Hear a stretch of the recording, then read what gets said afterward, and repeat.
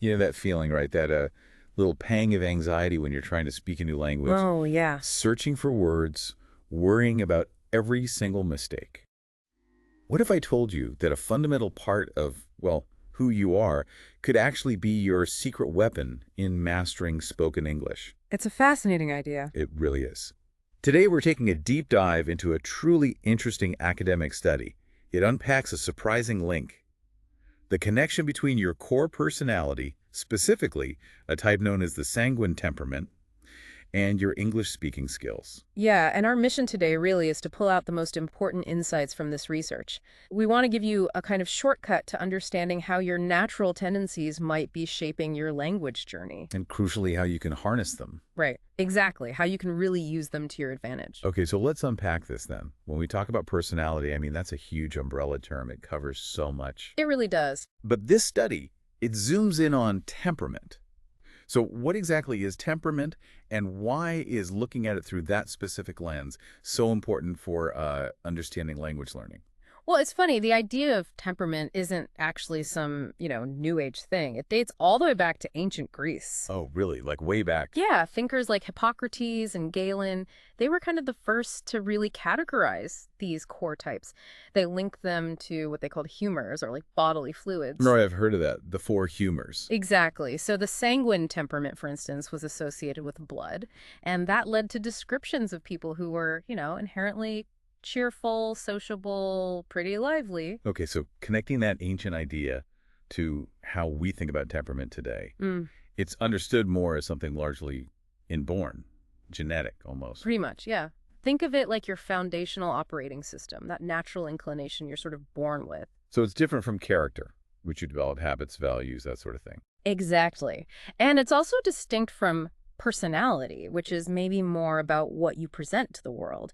Temperament is deeper, more like a blueprint you arrive with. Blueprint, I like that. And the modern understanding, it really emphasizes that while most people are a unique mix, usually one temperament is kind of dominant. Okay. And this flexible model is, well, it's incredibly valuable because it helps us understand ourselves and others without putting anyone in a rigid box, Yeah, it respects that individuality, but still gives a framework. Precisely.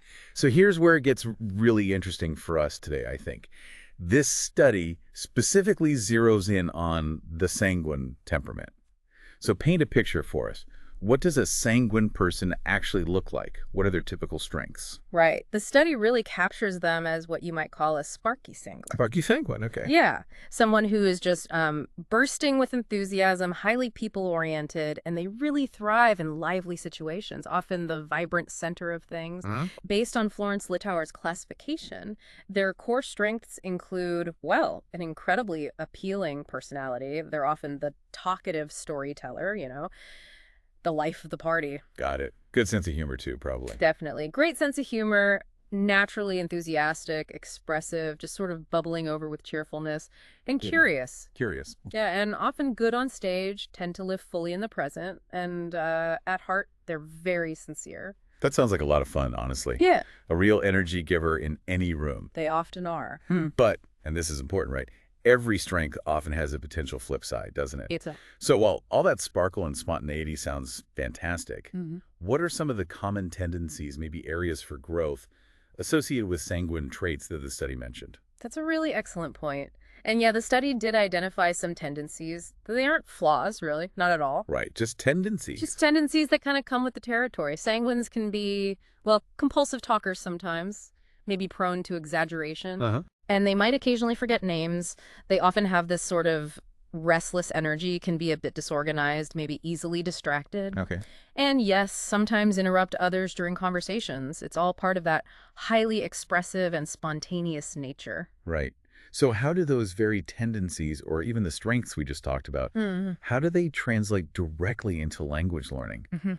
Especially when it comes to speaking. That feels like where the rubber meets the road. Exactly. And that's where it gets really impactful. When we directly link these sanguine characteristics to language learning, particularly speaking a foreign language, we see some clear advantages. Like what? Well, their comfort with making mistakes is a huge one. Oh, okay. It actively encourages more practice and more improvement because they're not, paralyzed by the fear of criticism. That makes so much sense. Just jumping in. Yeah. And their natural expressiveness, their social ease, That contributes massively to developing speaking skills, especially through interaction-based methods. Like group discussions or debates. Exactly, things like that. And the sociable, confident disposition, it can also really support success in specific areas like, say, public speaking. Confidence is key there. It really is. It makes intuitive sense that someone comfortable just talking would naturally get better at it faster. But did the study define what it meant by English speaking skills? Like what core elements were they actually looking at? That's a great clarifying question. Yes, they did. The study breaks down English speaking skills into 4 core elements: fluency, Okay. pronunciation, Right. grammar, and comprehension. Got it. Fluency, pronunciation, grammar, comprehension. Yep. And the study really underscores that speaking is often the most challenging skill for EFL learners, English as a foreign language learners, but it's also the one that gets evaluated most often. Yeah, it's usually the first thing people notice. So how did the researchers actually figure out this connection? What was their method? Right. So they use something called a qualitative descriptive method, basically a case study approach. Okay, what does that mean in practice? Think of it like this. Instead of just sending out a quick survey or doing standardized tests, they really immersed themselves. They observed students in real-time academic presentations. Oh, interesting. So watching them actually do it. Exactly. It allowed for a much richer, more human understanding of how these traits actually show up, not just numbers on a page. Okay, so more observation than just stats. Precisely. And to do that, they focused on 4 specific students from the English department. Let's call them our star students for this deep dive. P10, P11, P15, and P21. Right. Those are the participants. They'd already been identified as having dominant sanguine traits through some kind of initial screening. Yes. They used a questionnaire for that first step. Okay. Then the researchers did something pretty clever, it sounds like. They filmed these students giving actual academic seminar presentations. That's right. Either as speakers or as moderators. So it was a real-world situation. High stakes, almost, not just a lab exercise. Exactly, a much more authentic context. And then their speaking performance was rigorously assessed. They used both the official grades the students received and a detailed rubric adapted from Brown and Abby Wickrama. This rubric evaluated those 4 core elements we mentioned: fluency, pronunciation, grammar, comprehension, on a scale of 1 to 5. Wow, okay, so multiple layers of assessment. Very thorough. Very thorough, yes. Okay, so here's the exciting part then. The aha moment, the big results. What did they find? Well, this is where it gets really compelling. What they found was that all 4 participants, even though they had slightly varying degrees of sanguine traits, they all achieved truly excellent speaking scores. All 4 of them. Excellent. Every single one. We're talking an average of 4.9 out of 5 on that detailed rubric, and an official score average of 98.00. 98. That's incredibly consistent and really impressive. It is indeed. It really speaks volumes. And we can look at some specific examples from their seminars to see how this played out. Yeah, let's do that. Okay, so P21, her topic was virtual reality and learning. Her delivery wasn't just fluent, it was genuinely lively, bold, full of energy, really natural rhythm. Sounds very sanguine. Very sanguine, yes. And then P15, she spoke on IT-based learning in the 5.0 era. Again, spoke with remarkable confidence, lots of enthusiasm, delivered her ideas very smoothly, very naturally, well organized too. Nice. What are the others? P10 and P11. Right. P10 discussed social media and education. She used really relatable examples, kept a good rhythm, and just sounded very friendly and expressive. Okay. Now, she did have a couple of minor grammar slips, like saying to harnessing instead of to harness. Yeah. Little things. Okay. But the message got through. Absolutely crystal clear. Her overall communication was excellent. Gotcha. And P11? P11's topic was humor in the classroom.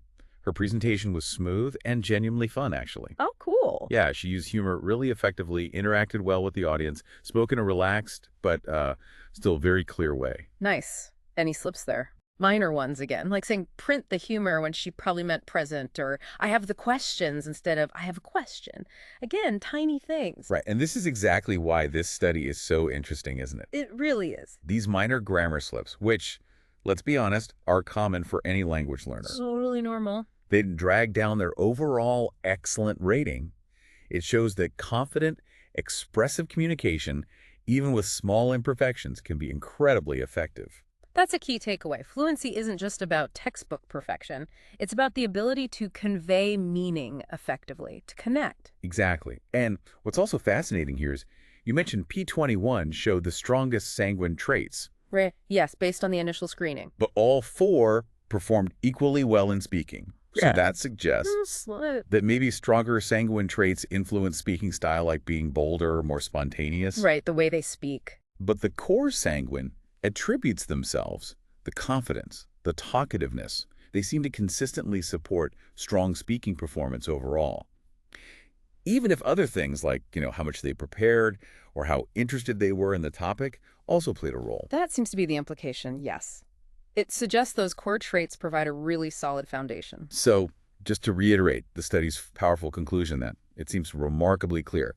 Sanguine personality traits, things like confidence, talkativeness, spontaneity, verbal expressiveness, they contribute significantly and positively to strong English-speaking performance, at least in these academic settings. That's the core finding, yes. Yeah. A positive contribution. So, okay, what does this all mean for you, our listener? If you're listening and you recognize some of these sanguine traits in yourself, that energy, that talkativeness, that love for interacting with people, this deep dive strongly suggests that your natural personality can be a powerful asset, maybe even an underestimated one, especially when it comes to actually speaking the language. Absolutely. For learners, if you identify with these traits, our advice is lean into them. Don't shy away from them. No, embrace your talkativeness, embrace your confidence. Don't let that fear of making mistakes hold you back. Your natural spontaneity, that's like a superpower. It can help you push through those moments of hesitation. Yeah. And for educators listening in, understanding these personality influences can really help you design more effective, maybe more targeted teaching strategies, create learning environments that actually amplify students' inherent strengths rather than working against them. That makes a lot of sense, catering to different styles. So this really raises an important question then, doesn't it? How might simply recognizing your own natural tendencies, whether you're sanguine or maybe another temperament entirely, how might that awareness fundamentally change the way you approach learning and expressing yourself in a new language? That's the big question to ponder, isn't it? It is. And maybe consider this. In a world that demands more and more global communication, could understanding and deliberately leveraging our innate temperaments actually be the key? The key to unlocking our full potential in spoken language?